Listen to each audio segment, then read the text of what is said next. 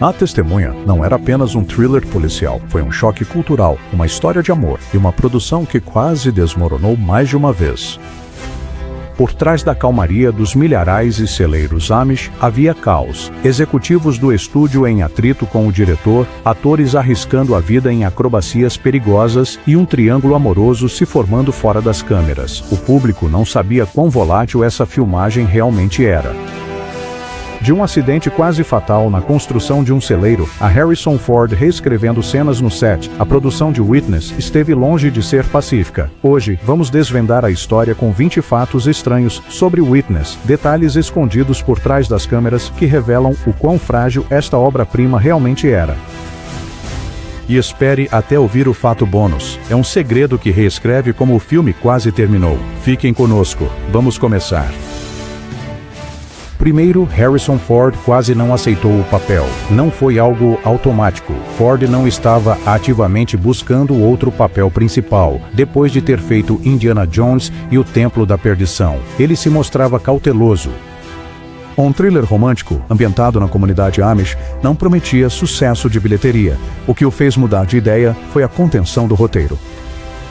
Ao contrário dos thrillers típicos de Hollywood, Testemunha tinha silêncio, tinha paciência. Ford disse mais tarde, era sobre pessoas, não apenas ação. Mesmo assim, a Paramount temia que o público não aguentasse longas sequências Amish. O papel foi oferecido a outras estrelas. Nomes cogitados incluíam Clint Eastwood e Jack Nicholson, mas ambos recusaram. Ford finalmente disse sim, mas com uma condição. O personagem de John Book tinha que permanecer moralmente ambíguo. Não um super-herói, nem um santo, apenas um homem imperfeito tentando proteger um menino. Essa nuance o ajudou a conquistar sua única indicação ao Oscar até hoje. Segundo, a comunidade Amish rejeitou o filme. Os Amish não queriam isso. Desde o início, líderes do condado de Lancaster expressaram preocupação. Sentiam que Hollywood exploraria seu modo de vida. Peter Weir, o diretor, tentou a diplomacia, indo a reuniões Amish, ouvindo em silêncio, prometendo respeito. Mesmo assim, a maioria recusou cooperar. Figurinos, celeiros, até diálogos tiveram que ser recriados através de fontes secundárias, como estudos antropológicos e consultores ex-Amish. Alguns ex-membros até avisaram: vocês nunca vão acertar. Os cineastas não foram autorizados a filmar dentro de casas Amish reais. Em vez disso, a produção construiu réplicas de interiores em estúdios de som.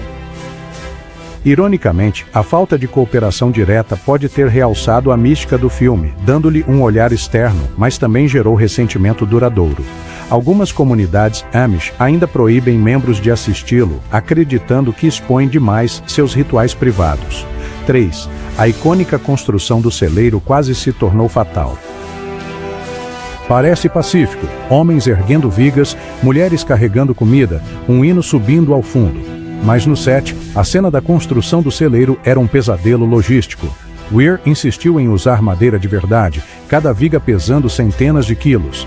Sem adereços leves, Ford e Viggo Mortensen realmente carregaram madeira junto com os figurantes. Em certo momento, uma viga de suporte escorregou, quase esmagando um operador de câmera. Ford saiu do personagem no meio da cena, avançando para firmar a madeira.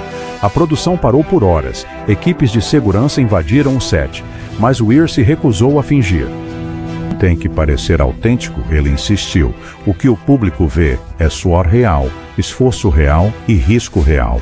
Essa autenticidade se tornou uma das sequências mais elogiadas no filme, mas por trás dela havia perigo a apenas um passo em falso da tragédia. 4. Kelly McGillis foi escalada contra as exigências do estúdio. O estúdio queria um grande nome: Michelle Pfeiffer, Jessica Lange. Até Meryl Streep foi cogitada, mas Peter Weir rejeitou todas. Ele queria uma desconhecida, alguém que pudesse sumir no papel de Rachel sem o peso de ser uma estrela. Aí veio Kelly McGillis. Naquela época, vinda do teatro, sem experiência em Hollywood, executivos em pânico acharam que lhe faltava glamour. Achavam que o público não acreditaria que o detetive durão de Ford se apaixonasse por ela. McGillis provou que estavam errados. Sua força tranquila e autenticidade crua deram base ao filme. Fora das telas, porém, sentia-se alienada, isolada por sussurros de que era o risco do estúdio. Mais tarde, admitiu ter usado essa solidão real ao interpretar Ra, dividida entre dois mundos distintos. Nesse sentido, a aposta no elenco valeu a pena, porque a atuação dela é o coração do filme. 5. A perseguição no milharal foi brutalmente perigosa. Aquela corrida pelo milharal não foi encenada com fileiras seguras e aparadas. A equipe plantou milho de verdade meses antes, deixando-o crescer alto e denso. Ford teve que correr às cegas, espigas chicoteando seu rosto, o solo irregular sob suas botas. Ele machucou as costelas numa tomada, tropeçando em sulcos de irrigação. Os figurantes que faziam policiais corruptos usavam casacos pesados no calor sufocante do verão, alguns desmaiando no meio da cena. As câmeras travavam constantemente, as lentes embaçavam na umidade. O perigo não era só físico, era financeiro. Executivos da Paramount quase cortaram a cena, argumentando que atrasava o ritmo e custava muito. Mas Weir lutou para mantê-la, dizendo: "O milharal é a parede entre os mundos, tem que estar lá." Essa luta salvou uma das imagens mais memoráveis do filme, a inocência colidindo violentamente com a corrupção, talo por talo. 6. Danny Glover chocou o público com sua escalação como vilão. Danny Glover, como o policial corrupto, McPhee, foi controverso. Na época, Glover havia acabado de interpretar papéis simpáticos em filmes como Places in the Heart. O público o conhecia como caloroso, confiável, quase herói. Seu papel de assassino frio chocou o público, e foi exatamente por isso que Peter Weir o quis. No set, Glover abraçou a ameaça. Ele baixou a voz, manteve o contato visual por tempo demais e improvisou momentos de intimidação. Harrison Ford mais tarde admitiu: "Danny me assustou de um jeito que eu não esperava." A química funcionou. Quando Glover aparece na cena da delegacia, o clima muda instantaneamente. Não foi só um papel exigente, foi um ponto de virada em sua carreira. Logo depois, Hollywood o escalou para papéis mais duros e intensos, abrindo caminho para a máquina mortífera apenas 2 anos depois. 7. A primeira aparição de Viggo Mortensen no cinema quase foi cortada. Piscou e você o perde. Um jovem, Viggo Mortensen, aparece como um dos fazendeiros Amish na cena da construção do celeiro. Foi seu primeiro crédito no cinema. O problema? O estúdio queria reduzir o tempo de duração e suas falas, por mais breves que fossem, quase foram cortadas na edição. Peter Weir lutou para mantê-lo, dizendo que sua presença adicionava uma autenticidade sutil. Mortensen mais tarde brincou: "Eu tinha uma fala e rezei para que não a cortassem." Embora seu rosto mal seja notado pela maioria dos espectadores, o papel plantou suas raízes em Hollywood.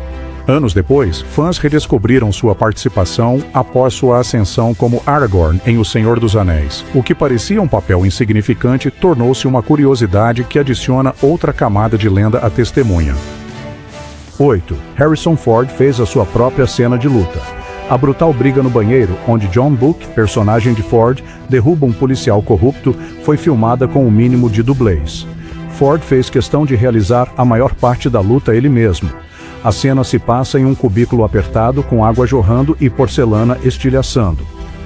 O realismo teve um custo. Ford estalou os dedos ao socar uma pia falsa e sofreu um hematoma profundo na mandíbula por uma cotovelada mal calculada.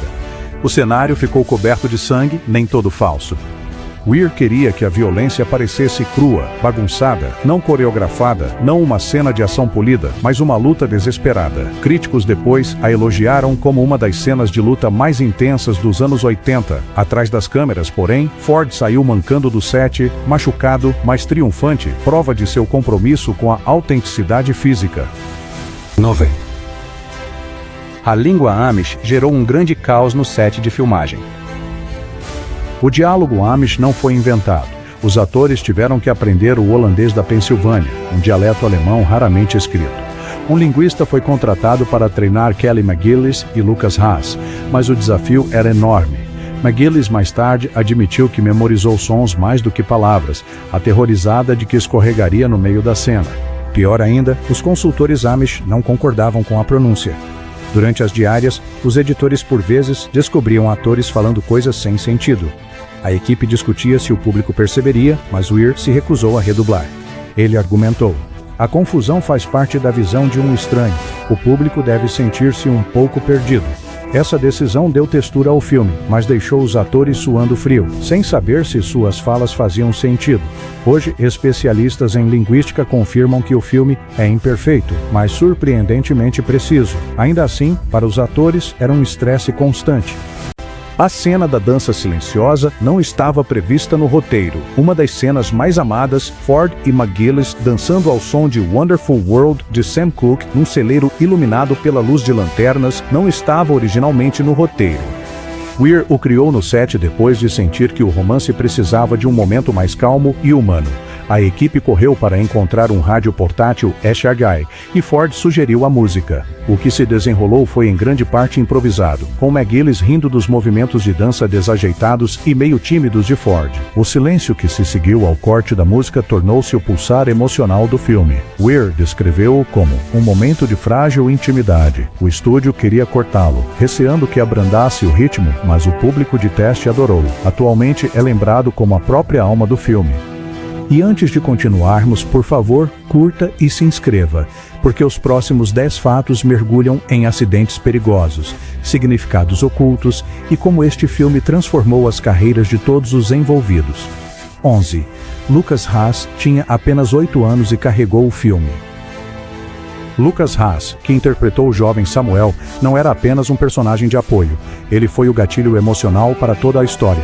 Com apenas 8 anos de idade, Haas carregava grandes responsabilidades, atuando ao lado de Harrison Ford, em cenas tensas, aprendendo costumes Amish e até mesmo memorizando falas em holandês da Pensilvânia.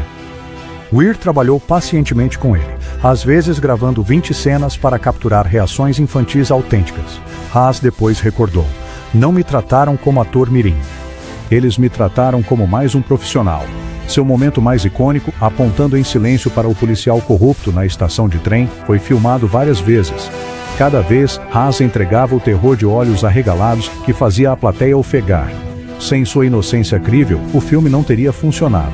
Muitos críticos observaram que a performance de Haas transformou Witness de um mero drama policial em algo muito mais profundo. Uma narrativa sobre vulnerabilidade, a busca pela verdade e a coragem moral.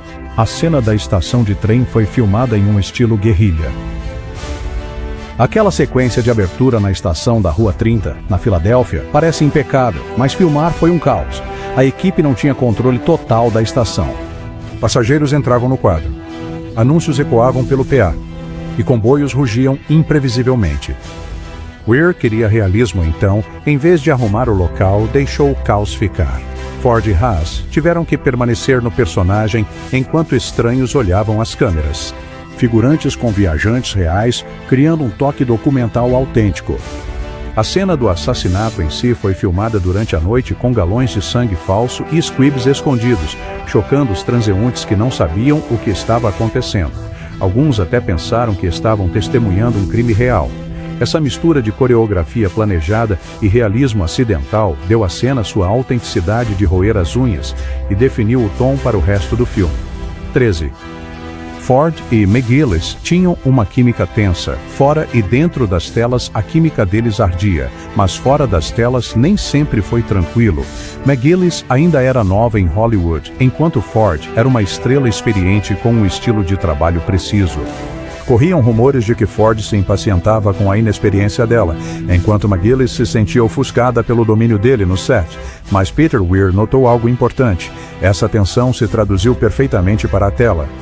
Rachel e John Book não estavam destinados a formar um casal confortável. Eram duas pessoas de mundos distintos, unidas por circunstâncias impossíveis. Suas hesitações, seus passos em falso, seus silêncios pareciam muito reais, porque parte daquela fricção era genuína. Mais tarde, McGillis reconheceu. Nem sempre foi fácil, mas aquela estranheza conferiu verdade à relação. O que o público via como uma terna autenticidade era, em parte, a faísca do genuíno desconforto capturado em filme. 14. Peter Weir lutou contra a interferência do estúdio. Constantemente. O estúdio não confiava nele. Executivos da Paramount temiam que o filme fosse muito lento, muito silencioso, muito rural. Eles pressionaram por mais cenas de ação, chegando a sugerir um tiroteio no meio do país Amish para despertar o público. Weir resistiu ferozmente. Ameaçou sair se o roteiro fosse alterado. Em vez disso, reforçou o silêncio, a quietude e os rituais Amish. Em certo ponto, os executivos exigiram que Ford entregasse um monólogo final explicando os temas do filme. Weir recusou. "O silêncio diz mais", ele lhes disse. Sua aposta funcionou. O freio virou.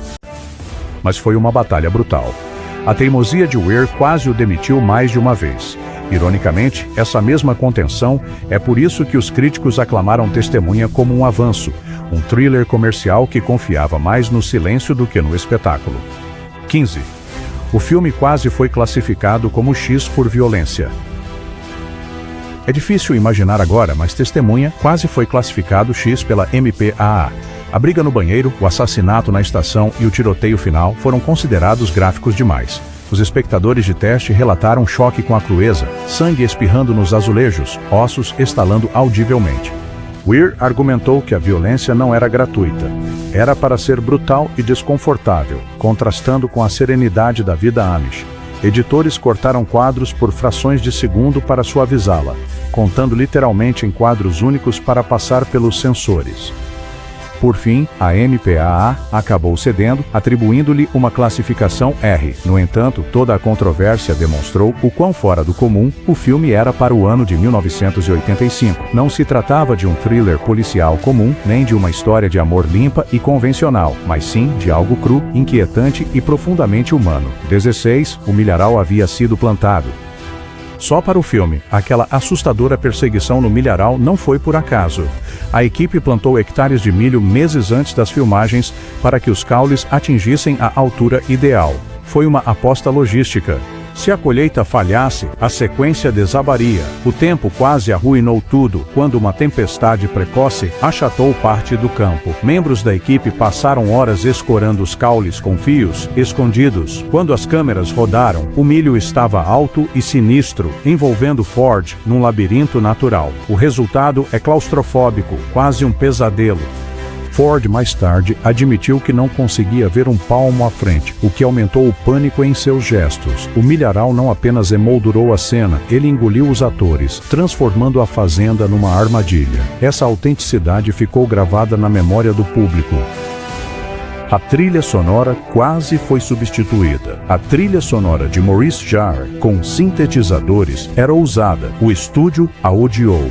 Executivos esperavam cordas grandiosas, algo pastoral e romântico. Em vez disso, Jarre entregou tons eletrônicos sinistros sobrepostos a instrumentos tradicionais. Eles o consideraram muito frio. Em certo ponto, a Paramount até contratou outro compositor para uma trilha de reserva. Peter Weir recusou. Ele argumentou que os subtons eletrônicos simbolizavam a intrusão da corrupção moderna na simplicidade Amish. Weir exibiu uma versão inicial com a música de Jarre para críticos e público de teste, e a resposta foi esmagadora. As pessoas adoraram sua atmosfera etérea. O estúdio recuou. Hoje, a trilha de Jarre é considerada inovadora, misturando minimalismo moderno com romance clássico. Não foi o que os executivos queriam, mas é uma das razões pelas quais Witness parece tão diferente de qualquer outro thriller de sua época. Linhas-chave improvisadas. Ford não era apenas um ator, ele era um co-roteirista discreto. Várias das falas mais memoráveis de John Book não estavam no roteiro. Durante a sequência do celeiro, quando Rachel lhe oferece comida, Ford murmurou: "Vou comer sua comida." Não estava escrito. Foi instinto. A fala ficou, adicionando sutil intimidade. Em outro momento, quando Samuel lhe mostra o pássaro de madeira, Ford improvisou seu suave "é lindo." Suas contribuições não foram chamativas, mas humanizaram Book. Ford explicou uma vez: "Eu interpreto os silêncios. Às vezes, uma palavra diz mais que uma página." Weir confiava nele, deixando as câmeras rodarem enquanto Ford experimentava. Nem todas as improvisações foram usadas, mas o suficiente para dar ao filme seu realismo peculiar e vivido. Por trás da quietude do roteiro, os instintos de Ford deram a Book um calor inesperado. Os figurinos Amish foram feitos à mão. A autenticidade importava. Em vez de alugar figurinos padrão estilo Amish de depósitos de Hollywood, Weir encomendou centenas de roupas feitas do zero usando tecidos e costuras tradicionais. A figurinista Marilyn Vance pesquisou técnicas de costura Amish até tingindo tecidos à mão para evitar cores sintéticas modernas. Os atores não podiam usar zíperes ou elástico, apenas botões e ganchos, assim como os Amish. Kelly McGillis disse mais tarde que as saias pesadas de lã e os chapéus mudaram seu jeito de andar e se mover. "O figurino me colocou na pele de Rachel, os suspensórios e o sutiã de Ford." não eram apenas adereços. Eles se tornaram barreiras físicas entre ele e o mundo que deixou para trás. Até o menor detalhe, sapatos sem cadarços, era fiel à história. Esse compromisso com a autenticidade deu ao filme sua textura, mas também tornou a filmagem exaustiva, com atores suando sob camadas de tecido pesado no calor do verão. O final foi mudado no último minuto. Originalmente, Testemunha deveria terminar com John Book voltando para Rachel, reacendendo seu amor proibido. O público de teste, no entanto, achou insatisfatório. Muito perfeito, muito Hollywood. Weir e Ford estavam de acordo. Em vez disso, filmaram o agora icônico final. Book a partir em silêncio, Rachel a observar da varanda, ambos sabendo que os seus mundos jamais poderiam fundir-se. A contenção partiu corações, mas elevou o filme a algo intemporal. Ford chamou-lhe o único final que dizia a verdade. O estúdio resistiu, querendo um desfecho mais romântico, mas Weir manteve-se firme. A aposta valeu a pena. A despedida agridoce tornou-se uma das imagens finais mais marcantes do cinema dos anos 80. Não foi apenas um final, foi uma declaração sobre amor, sacrifício e divisões culturais que não podem ser superadas, por mais forte que seja a atração.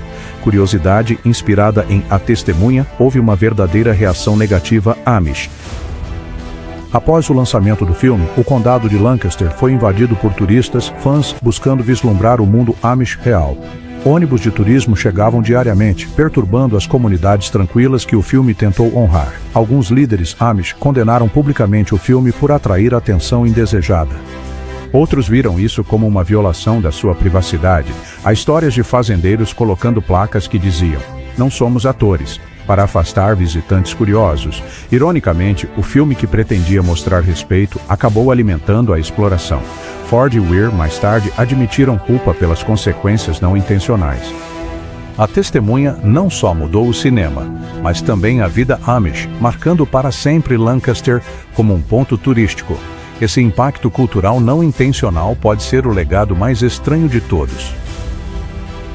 Witness não foi apenas um thriller, foi uma batalha entre silêncio e espetáculo, amor e dever, modernidade e tradição. Deu a Harrison Ford sua única indicação ao Oscar, elevou Kelly McGillis e lançou a carreira de Viggo Mortensen. Mas também deixou cicatrizes na equipe, nos atores e nas próprias comunidades Amish.